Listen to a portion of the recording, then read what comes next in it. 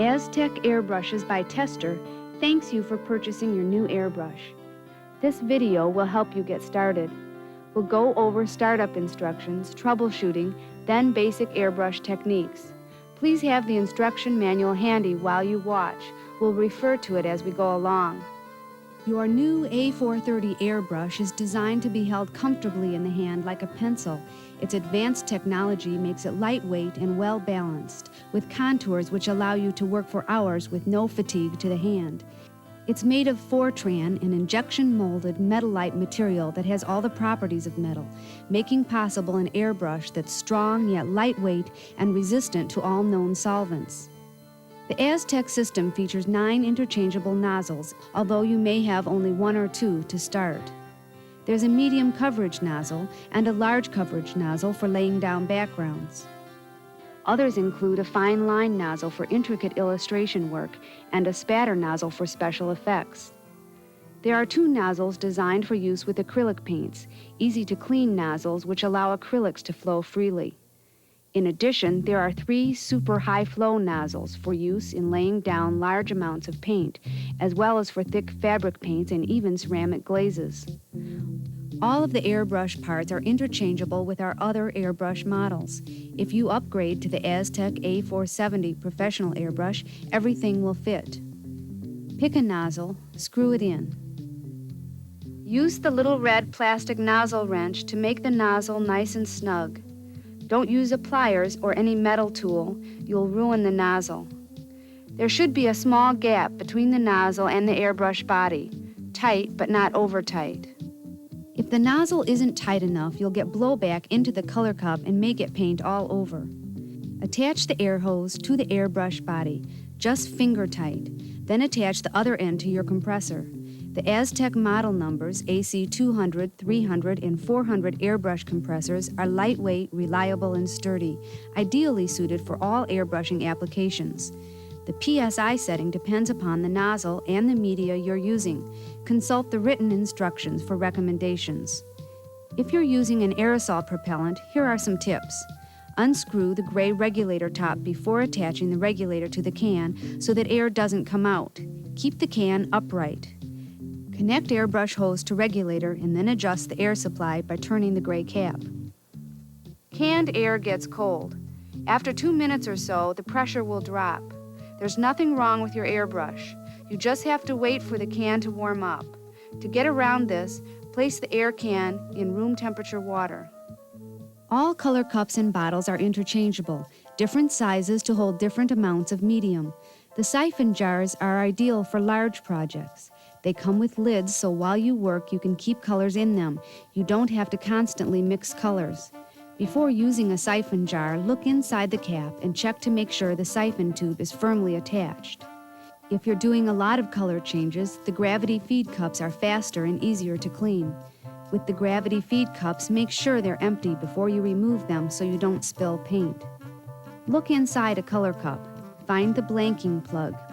Insert a blanking plug in the airbrush body, either side, depending on whether you're right or left-handed. Blanking plug on one side, color cup on the other. A word or two about paint. You can use almost any paint with our airbrushes. Make sure that the paint is thinned at least to the consistency of milk so it won't clog your airbrush, and use the right nozzle. Fabric paints work best in the high-flow nozzles. Thin with whatever the paint manufacturer recommends. One more thing. Right now, when you first try out your airbrush, please use water. Practice with water, then use paint. The Aztec A430 is a true double-action airbrush. The amount of air is controlled by the trigger being pressed down, the amount of paint by the trigger being pulled back. You hold a sensitive instrument capable of infinite variations in the ratio of paint to air. Try it out.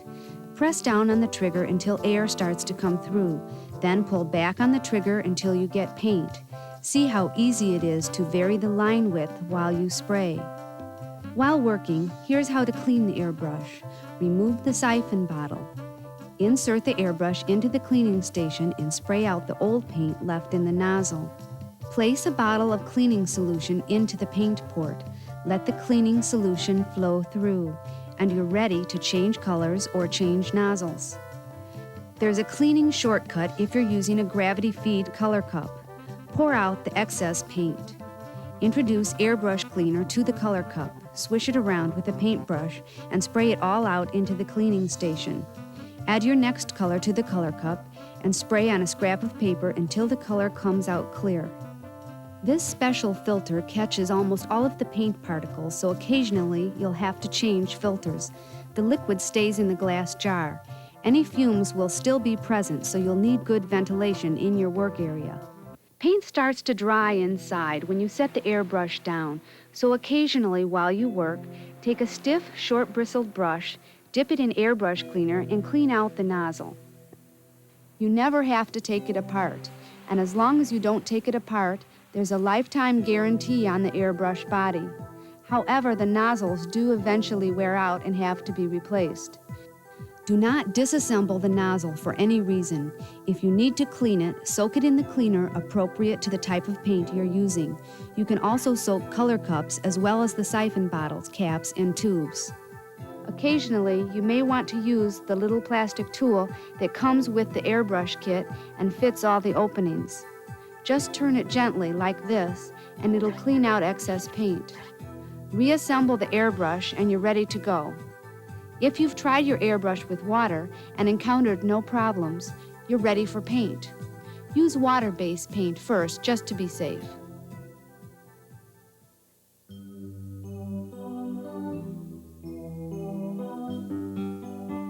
Your airbrush is an extremely versatile artistic tool. It can be used with almost any type of pigment on any surface.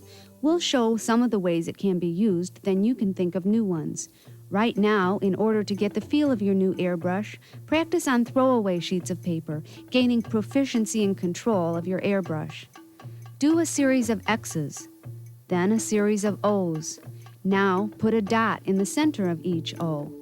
Keep practicing until you feel comfortable. Experiment. Learn to keep the line moving at all times. You can't stay still or the paint will build up too much. See what happens if you move your airbrush closer to the paper, farther away. More paint, more air. Much of what you achieve with an airbrush comes from the ability to shade and blend colors. Instead of mixing colors on a palette, use standard colors and blend them right on your work. Airbrushing puts at your fingertips a variety of techniques that work together to give you professional results. Whether used for hobbies, arts, or crafts, the shading and blending of colors are effective on any paintable surface. Basic skill in drawing is always helpful, yet many of the best effects realized with an airbrush come from your ability to think in shapes and contours, using various stencils, masks, and friscues to define edges and forms. As an example of what is possible, this pizza tray was first painted with a white base coat.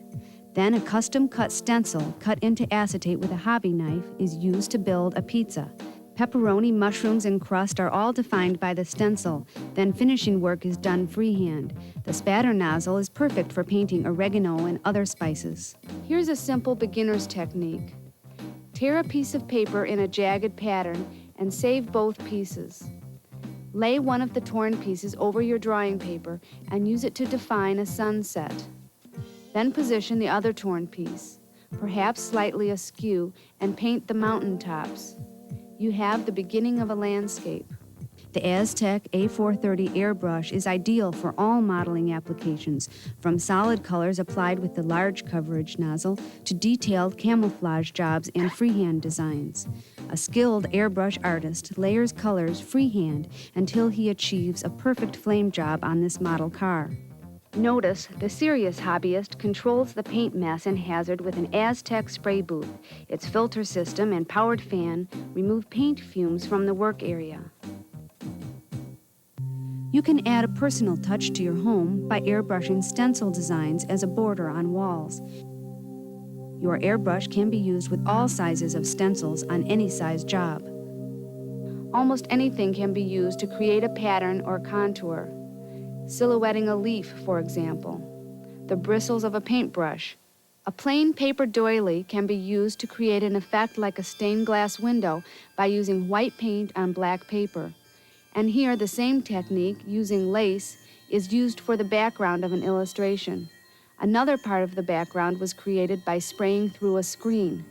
In the same illustration, the looseness of hair was created by positioning and repositioning a French curve, held in place while spraying, so it produces a hard line. A loose mask is an edge that you move while you spray, making a soft line or contour. These eyes are good examples of both loose masks and hard masks. Almost anything can be used to create a pattern. A piece of paper torn out of a loose-leaf notebook. Spraying through the torn holes makes a subtle design in the background of this painting. Even an electronic circuit board will give you an interesting pattern. Here, it's used to suggest windows in a building. The background of this painting looks like rock. It was created simply by using the spatter nozzle, laying down a stipple effect of dark paint over a light background. If you reverse that approach and use the spatter nozzle for white paint on a black background, you can create stars and galaxies. To add a shining star with pronounced rays of light, cut a piece of acetate in two. Make a small gap between the pieces and position that gap over a star. Spray. Reposition the acetate and do it again until you have a starburst effect. Here's an example of what's possible. A top artist created this space illustration using a combination of techniques the first time he tried out an Aztec airbrush. Another talented artist painted this scene with fabric paints on a denim jacket. Wearable art is only one of the many uses for an Aztec airbrush in the craft studio. Notice this crafter places her air compressor on the floor to keep it out of the way while she works. For beginners, it's easy and fun to create tie-dye effects with an airbrush. You can tie the cloth with rubber bands, or, in this case, merely bunch it and twist it into whorls, then spray. Change colors and continue until you have a bright and colorful t-shirt. One of the most useful airbrushing techniques is the use of stencils. Attach the stencil firmly and evenly. Add tape to the edges to protect against overspray. Spray lightly, building up the color to the intensity you like. On craft items that have rough surfaces, it's wise to lay down a coat of white first, so the subsequent colors will stand out. Shade and blend the colors. Here we went over the edges of the red rose petals with a light layer of purple to give the rose more definition. There is an excellent selection of pre-cut stencils on the market. Here we're using Vision's Stick-and Stencil, easy to use because it has a light adhesive on the back. This butterfly is created with overlapping stencils, which provide a detailed design. The plate is then embellished with a doily pattern and a freehand blending of colors. This plate was airbrushed with paint, then coated with a sealer. However, it is possible to use ceramic glazes with the high-flow nozzles. This sink was purchased from a hardware store and airbrushed with glazes, then fired in a kiln. Similar to stencils is the use of friskets, an adhesive masking film that can be cut with a sharp hobby knife to create any shape you like.